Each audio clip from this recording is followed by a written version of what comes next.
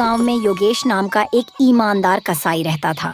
पूरे गांव में उसकी एकमात्र गोश्त की दुकान थी और गांव वाले उसे उसकी ईमानदारी और सादगी के लिए बहुत पसंद करते थे। योगेश कभी भी गोश्त के दाम नहीं बढ़ाता था।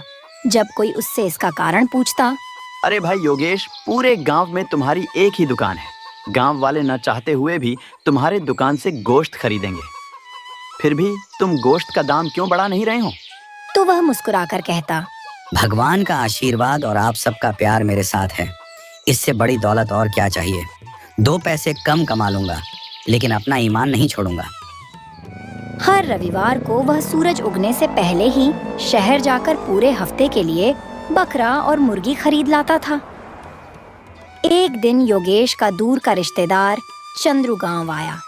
चंद्रू ने योगेश से कहा, भाई, मैंने सुना है कि यहाँ तुम्हारी एक ही दुकान है और तुम बहुत सस्ते में गोश्त बेचते हो। ऐसा करके तुम्हें कोई फायदा होता भी है? योगेश ने सहजता से जवाब दिया, परिवार चलाने लायक कमाई हो जाती है, मुझे और क्या चाहिए। चंद्रू मन ही मन सोचने लगा कि योगेश व्यापार करना नहीं जानता। उसने कहा, भाई, माँ बाबा के जाने के बाद मेरा गांव में मन नहीं लगता। सोच रहा हूँ कि यहाँ घर खरीद लूं और तुम्हारे साथ रहकर काम सीखूं। योगेश ने खुशी खुशी उसकी बात मान ली। कुछ ही दिनों में चंद्रू ने गांव में घर खरीद लिया और योगेश के साथ दुकान में काम करने लगा। धीरे धीरे चंद्रू ने व्यापार की बारीकियां सीख लीं। एक सुबह जब योगेश दुकान पहुंचा तो उसने देखा कि उसकी दुकान के बगल में एक नई गोश्त की दुकान खुल गई है। हैरानी से उसने देखा कि दुकान पर चंद्रू ग्राहकों को गोश्त बेच रहा था। योगेश ने पूछा, भाई, ये दुकान कब खोल ली? अगर काम नहीं करना था तो मुझे बता देते। चंद्रू ने बेरुखी से जवाब दिया, हाँ, खोल ली। क्या अब सारी जिंदगी तुम्हारी गुलामी करता रहूंगा? मेरा भी तो भविष्य है। योगेश को चंद्रू की बातों से गहरा दुख हुआ, लेकिन उसने कुछ नहीं कहा। धीरे धीरे गांव के लोग योगेश की जगह चंद्रू की दुकान से गोश्त खरीदने लगे। दूसरी ओर योगेश अपनी ईमानदारी पर कायम रहा। भले ही उसके ग्राहकों की संख्या कम होने के कारण उसे बेहद नुकसान हो रहा था, लेकिन उसने कभी भी गोश्त का दाम नहीं बढ़ाया। हालांकि चंद्रू अपने दाम बढ़ाना चाहता था, लेकिन डरता था कि ग्राहक वापस योगेश के पास चले जाएंगे। उसने सोचा, भगवान करे योगेश की दुकान ही बंद हो जाए। एक सुबह योगेश ने देखा कि उसके सभी बकरे और मुर्गियां घर के बाहर से गायब हैं। कुछ ही घंटों बाद खबर आई कि उसकी दुकान में आग लग गई है। योगेश का सब कुछ जलकर राख हो गया। योगेश को शक हुआ कि यह सब चंद्रू की साजिश है। वह सरपंच के पास गया और अपनी पूरी कहानी सुनाई। सरपंच ने कहा, तुम्हारी बात से शक चंद्रू पर ही जाता है। उसे पंचायत में बुलाना होगा। पंचायत बुलाई गई।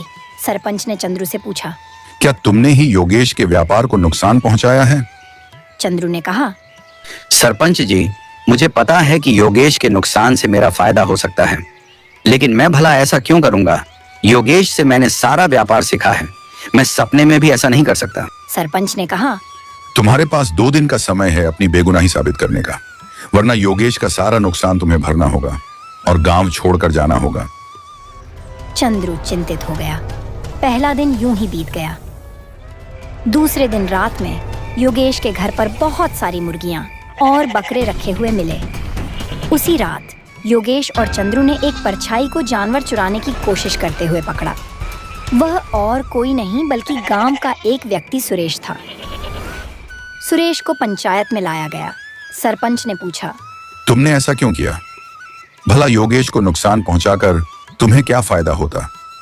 सुरेश ने जवाब दिया, मुझे भी गांव में दुकान खोलनी थी, लेकिन योगेश और चंद्रू के रहते मेरा व्यापार नहीं चल पाता।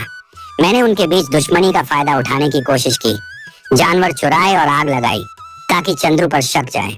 जब चंद्रू गांव से निकाला जाता तब मैं अपनी दुकान खोल लेता।